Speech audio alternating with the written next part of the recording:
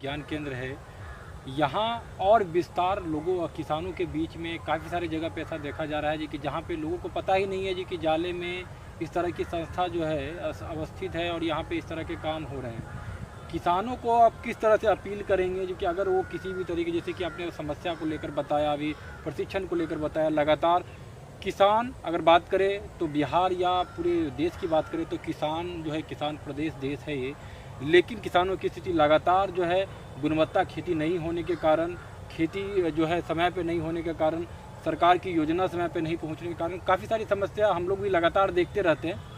क्या अपील करेंगे या फिर सरकार की योजनाओं को लेकर क्या अपील करेंगे? सर, दो पहलू है इसका। अगर हम किसी समस्या के समाधान की तरफ अगर देखते हैं तो ये सच है कि हमारे पास सीमित कार्यबल है जिससे कि हम हर किसान या हर गांव तक नहीं पहुंच पा रहे हैं। लेकिन अब जो हमारे विगत कुछ दिनों में, और आप अगर देखें कि पत्र पत्रिकाओं, अखबारों और न्यूज़ एजेंसी के द्वारा भी, कि पहले इनका भी ध्यान उतना किसी उन्मुखी कार्यक्रम या किसानों के प्रति नहीं था, तो अब उनमें भी जागरूकता है। अगर आप किसी भी अखबार को पलट के देखें तो अगर पूरे 12 पन्ने 14 पन्ने के पेज में देखें तो 1 या 2 पन्ना जो है वो पूरा का पूरा जो है वो किसान और किसान की समस्या या किसान के उपलब्धियों से भरा पड़ा है। अगर इस कोविड में ही देखें तो कई अखबारों ने अपना एक पूरा पन्ना पर डे का डेडिकेट किया है किसानों को तकनीकों को पहुंचाने में। तो तकनीकी हस्तांतरण में जो सूचना तंत्र हमारे हैं उनकी उपयोगिता बढ़ी है और लोग उसका उपयोग भी कर रहे हैं। सोशल मीडिया का प्रयोग या आईटी का प्रयोग भी काफ़ी बढ़ा है। तो जो किसान खुद नहीं आ सकते हैं, हमारा उनसे सुझाव है कि हमारे कृषि विज्ञान केंद्र या उनके ज़िला के जो भी कृषि विज्ञान केंद्र हैं या अन्य संस्थान हैं, उनसे व्हाट्सएप नंबर के साथ जुड़ जाए। उनको आपकी जो भी किसी फसल में कोई कीड़ा है या बीमारी है उसका फ़ोटो आप भेजिए, वो आपको उस पर रिस्पॉन्ड करते हैं। जैसे हम लोगों ने लगभग 800 किसानों का व्हाट्सएप ग्रुप बना रखा है। हमने जिला के सभी किसान एग्रीकल्चर कोऑर्डिनेटर जो कृषि विभाग के हैं उनको अपने व्हाट्सएप ग्रुप से रखा है। तो आप अपने स्थानीय किसान सलाहकार या एग्रीकल्चर कोऑर्डिनेटर को भी आप संपर्क कर सकते हैं। वो हमें फ़ोटो भेजते हैं, हम उनको रिस्पॉन्ड कर देते हैं।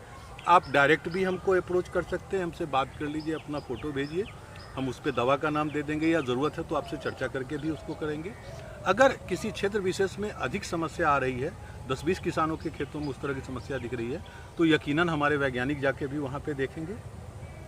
तो हमें समस्या का समाधान चाहिए। चुनौतियाँ हैं, खेती में भी चुनौतियाँ हैं, हमारे व्यवहारिक चुनौतियाँ भी हैं, लेकिन जो ये आईटी का प्लेटफॉर्म आया है, जो सूचना तंत्र का प्लेटफॉर्म आया है, अगर हम यूट्यूब पे देखें उन्नत खेती का किसी भी टॉपिक पे अगर डाल के देखें तो एक चलचित्र, उस पर डॉक्यूमेंट्री फिल्म अवेलेबल है। अगर हम बात करें जिस तरह से आप डिजिटल को लेकर बात करें, लेकिन अगर केवीसी कृषि विज्ञान केंद्र जाले को लेकर अगर बात करें, जाले दरभंगा को लेकर बात करें, क्या डिजिटल प्लेटफॉर्म यहाँ पे जिस तरह से बता रहे हैं कैसे जुड़ पाएंगे? व्हाट्सएप नंबर क्या है, आप बताना चाहें जिस तरह से किसान जो है जुड़ पाए जिला के अलग अलग कोने से?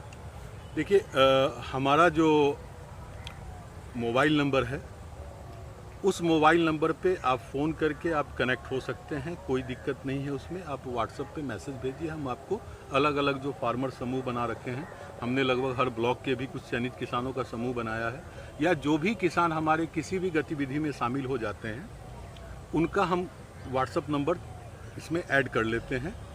तो आप अपना उस पर हमें समस्या भेजिए, हम आपको व्हाट्सएप पे जवाब देंगे। अगर बात करें यहाँ पे, अगर पूरी तरीके से यहाँ पे जोड़ने की बात करो, जो जोड़ना है यहाँ पे जो किसानों को लेकर या फिर समस्या को लेकर जिसको लेकर आप लगातार बता ही रहे हैं, काला गेहूं को लेकर अगर बात करें, जो लगातार जो है खेती तो नहीं हो पा रही है, कम से कम हो रही है, आप भी यहाँ पे कर रहे हैं जैसे कि आपने बताया भी है, काला गेहूं को लेकर क्या कहेंगे? सर, नित्य नए खेती में नए नए आयाम, चूँकि अब वो बाउंड्री टूट रहा है कि ये फसल इसी क्षेत्र में, इसी राज्य में हो रहा है। तो ये जो नए फसल आ रहे हैं, इन फसलों में अभी अच्छी आय हो रही है। जैसे बताया जाता है कि काला गेहूं जो है वो 100 किलो प्रति किलो तक बिक रहा है।